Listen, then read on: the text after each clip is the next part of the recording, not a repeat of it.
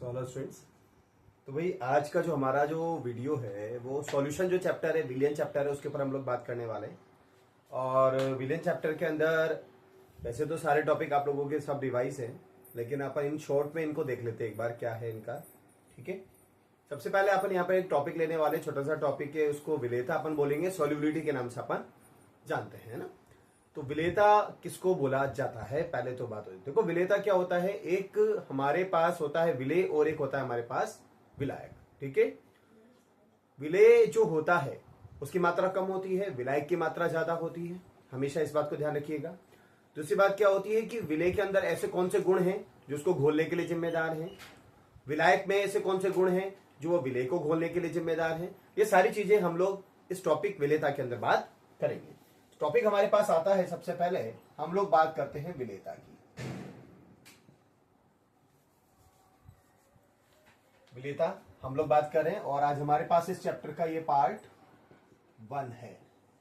ठीक है, विलेयता विलेयता हमारे पास में जो है इसमें हम ये बात कर सकते हैं कि विलेयता में किसी द्रव के अंदर जो ठोस को हमने घोला है वो दो प्रकार से विलेय होता है।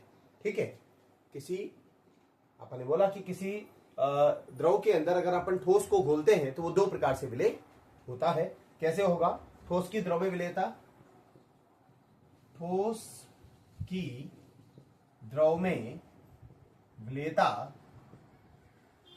ठोस की द्रव में जो विलेयता होती है दो प्रकार की होती है, दो प्रकार की होती है। ठीक है, कैसी है?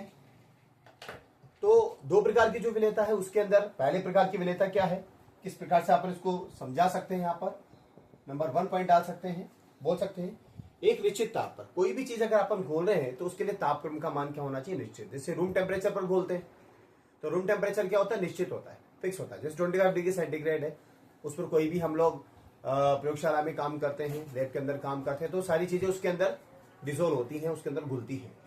ठीक है, तो अपन ने क्या बोला? एक निश्चित ताप पर, एक निश्चित ताप पर अपन ने बात करी ठोस पदार्थ की, ठोस पदार्थ की ग्राम में, ठोस पदार्थ की ग्राम में वह अधिकतम मात्रा, वह अधिकतम मात्रा, वह अधिकतम मात्रा। ठीक है, ग्राम में वह अधिकतम मात्रा जो 100 ग्राम विलायक में घुल सके, जो 100 ग्राम विलायक में घुल सके।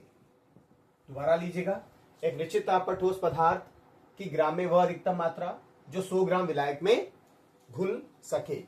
ठीक है, यहां पर उस पदार्थ की विलेयता कहलाती है, उस पदार्थ की विलेयता कहलाती है, उस पदार्थ की विलेयता कहलाती है। अपन यहां तक इसको बात कर सकते हैं। ठीक है, अब अगर अपन इसकी यूनिट की बात करना चाहें कि इसकी यूनिट क्या आनी चाहिए, तो यूनिट के बारे में आपको मैं बात कर दूं। अपन इसको प्रति 100 ग्राम विलायक में घोलने के आधार पर ले सकते हैं, प्रति 100 ग्राम विलायक में घोलने के आधार पर इसको लिया जा सकता है। एक और छोटी डेफिनेशन अपन इसकी बना सकते हैं चाहे तो, क्या बन सकती है?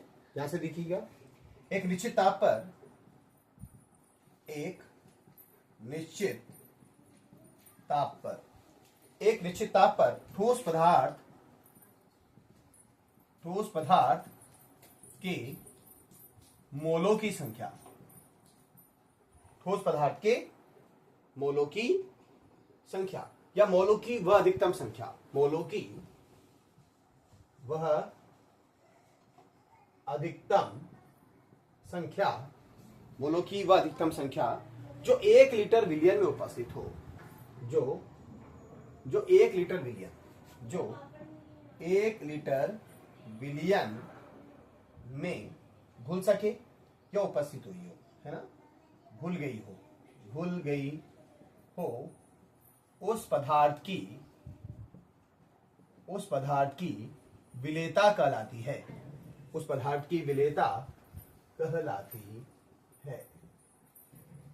ठीक, बात समझ में आ गई। अगर इसकी यूनिट की मैं बात करता हूं, ठीक है, तो जो इसकी यूनिट हो जाएगी वो क्या हो जाएगी, मोल प्रति लीटर हो जाती है हमेशा, ध्यान रखिएगा। मोल लीटर इनवर्स अपन इसकी यूनिट को बोल सकते हैं। ठीक है, आगे मेरी बात समझ में यहां पर। तो देखिएगा ये यूनिट जो है ना, ये इस तरीके से अपन को देख लेना है। उसके बाद अपन बात करते हैं ठोस की विलेयता को प्रभावित करने वाले कारक। आई होप यहां तक की बात तो थोड़ी आपको समझ में आ गई होगी। ठीक है, बात समझ में आई है आप लोगों को। चले आगे, चलिए ठोस की विलेयता को प्रभावित करने वाले कारक। अब कौन कौन से कारक है जो ठोस की विलेयता को प्रभावित करते हैं, पहले आप इसको नोट डाउन कर लेंगे एक बार, स्क्रीनशॉट लेने या नोट डाउन कर लें। चले आगे, चलिए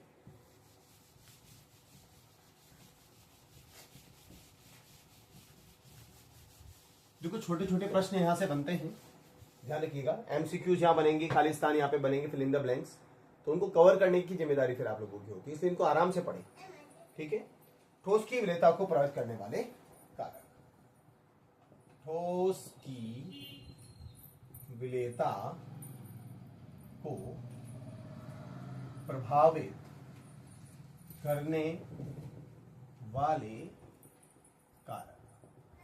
अब अगर अपन बात करते हैं ठोस की विलेयता को प्रभावित करने वाले कारकों में, तो सबसे पहले आता है विलेय तथा विलायक की प्रकृति। विलेय तथा विलायक की प्रकृति की बात कर रहे हैं। देखो सिंपल सी बात है, अगर अपन विलेय तथा विलायक की प्रकृति की बात करेंगे तो इसका मतलब तो यही होता है ना कि विलेय के अंदर घोलने का गुण होना चाहिए। अगर विलेय हमारा प्लस और माइनस में टूट जाता है तो हमारे पास में जो विलायक है उसका भी प्लस और माइनस में टूटना जरूरी है। ठीक है, दोनों आयनिक होने चाहिए तभी वो एक दूसरे के अंदर घुल पाएंगे, या दोनों ही अनआयनिक होने चाहिए तभी वो एक दूसरे को घोल पाएंगे। ये गुण इनके लिए सबसे सर्वोत्तम माना गया है। ठीक है, देखिएगा यहाँ पर हमारे पास में है जैसे कुछ आयनिक पदार्थों के बारे में अपन एक सिंपल सी बात लेकर के यहाँ पे चलते हैं। एक टैगलाइन हमारे पास होती है कि समान समान को घोलता है, यानी कि अगर अपन बात करते हैं कि आयनिक पदार्थ यानी कि जो विलेय में है, विलेय की अवस्था में आयनिक पदार्थ आयनिक विलायक में घुलनशील होता है। ठीक है, आयनिक पदार्थ आयनिक विलायक में क्या होता है, घुलनशील होता है। अपन ये ले सकते हैं जैसे हमारे पास NaCl है, KCl है, ये पदार्थ क्या होते हैं बेटा, ध्रुवीय होते हैं।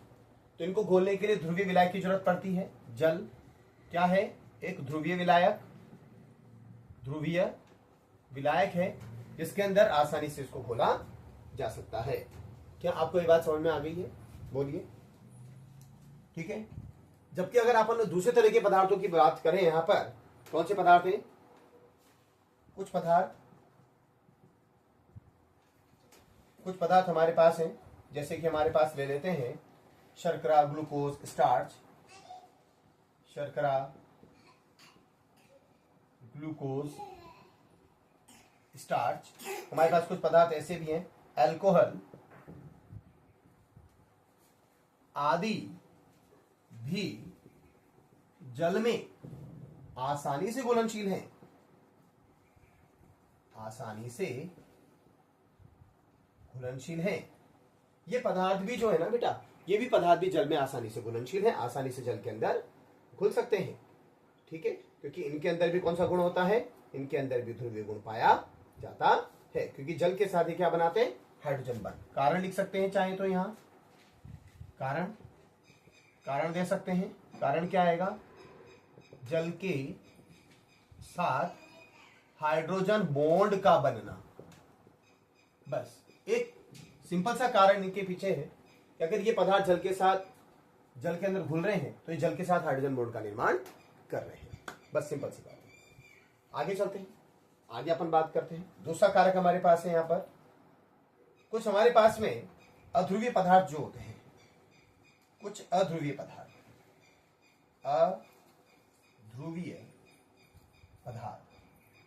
कुछ अध्रुवीय पदार्थ कौन से हैं, कुछ अध्रुवीय पदार्थ जैसे हमारे पास में है बेंजीन, नैफ्थलीन ले लें, ये अध्रुवीय होते हैं और ये किसमें घुलेंगे? अध्रुवीय विलायकों में, अध्रुवीय विलायकों में, ठीक है। बेंजीन, नैफ्थलीन वैसे ये अध्रुवीय पदार्थ ही होते हैं, अध्रुवीय विलायक के रूप में ही काम करते हैं, अपन ये भी बोल सकते हैं बात समझ में। और इनको घोलने के लिए भी अध्रुवीय पदार्थों की आवश्यकता हमें पड़ती है। आपको यहां तक की बात समझ में आ गई? बताइए, अगर यहां तक की बात समझ में आ गई तो अगले टॉपिक के ऊपर चलते हैं, ठीक है। छोटे टॉपिक है, ध्यान रखिएगा थोड़ा सा, ठीक है ना। आगे चलते हैं, आगे पढ़ते हैं इसको। नेक्स्ट हमारे पास आता है ताप की। अगर अपन बात करते हैं कि ताप किस प्रकार से इसको प्रभावित करता है, ठीक है, तो यहां पर बात करते हैं ताप। पहला कारक हमारे पास विलय तथा विलायक की प्रकृति हुआ, दूसरा ताप यानी कि टेम्परेचर।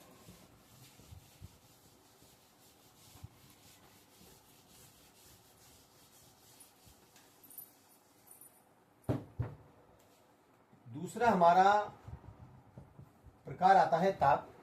ताप की हम लोग बात कर लेते हैं यहां पर, ठीक है। तो ताप की अगर अपन बात करते हैं तो ताप किस प्रकार से प्रभावित करता है ये भी अपन को देखना पड़ेगा। देखो, सामान्य रासायनिक अभिक्रियाएं जो होती है ना भाई, अपन ये मानते हैं रूम टेम्परेचर पर सारी अभिक्रियाएं संपादित होती है, पूरी होती है, ठीक है। रूम टेम्परेचर पर सारी अभिक्रियाएं पूरी होती है। रूम टेम्परेचर से कम टेम्परेचर पर अभिक्रियाओं का पूरा होना संभव नहीं होता। तो फिर क्या करा जाए?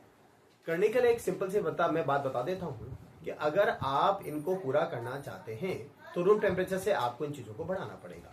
मतलब नॉर्मल टेम्परेचर से, जैसे 15 डिग्री सेंटीग्रेड है, बहुत कम टेम्परेचर होता है, इससे टेम्परेचर को थोड़ा बढ़ाना पड़ेगा, तब जाकर के हम मानेंगे कि अभिक्रियाएं पूरी हो रही है, ठीक है। इसलिए हम लोग क्या करते हैं, किसी भी रासायनिक अभिक्रिया के लिए रूम टेम्परेचर एक आदर्श टेम्परेचर के रूप में ले लेते हैं, यानी 25 डिग्री सेंटीग्रेड ले लेते हैं, ठीक है।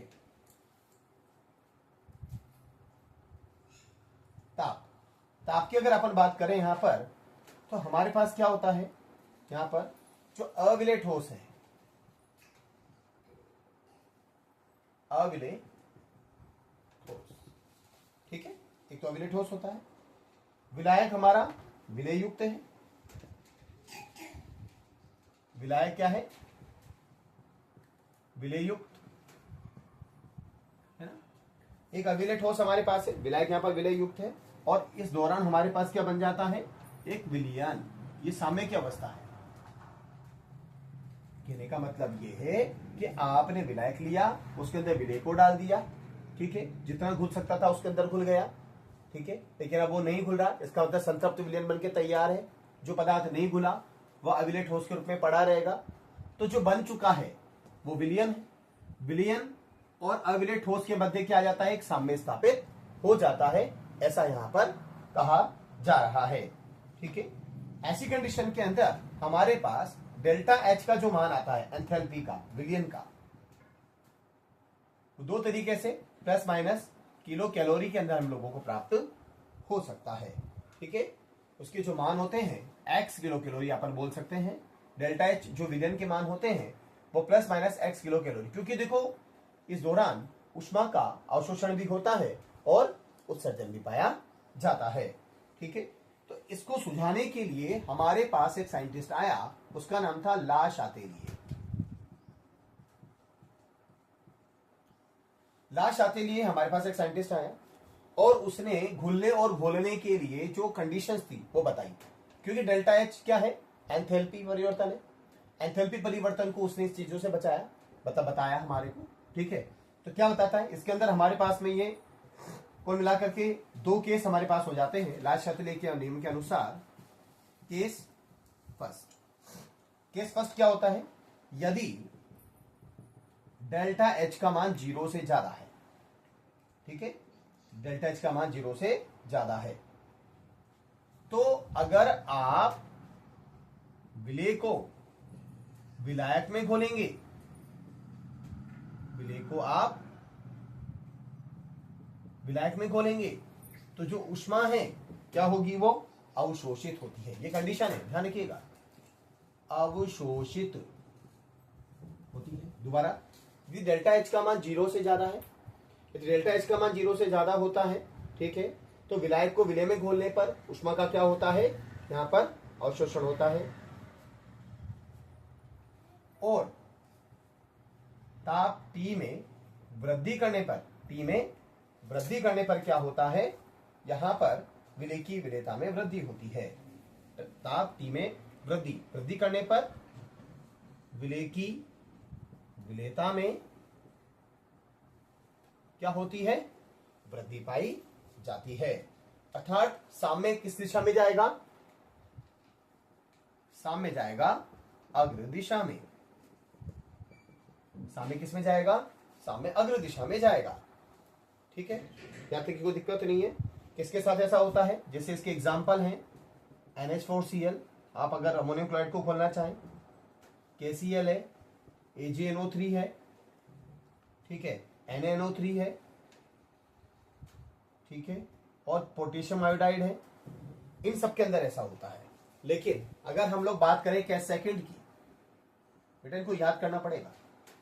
यदि डेल्टा H का मान 0 से कम है, ठीक है, तो इस कंडीशन में विलेय को विलायक में घोलेंगे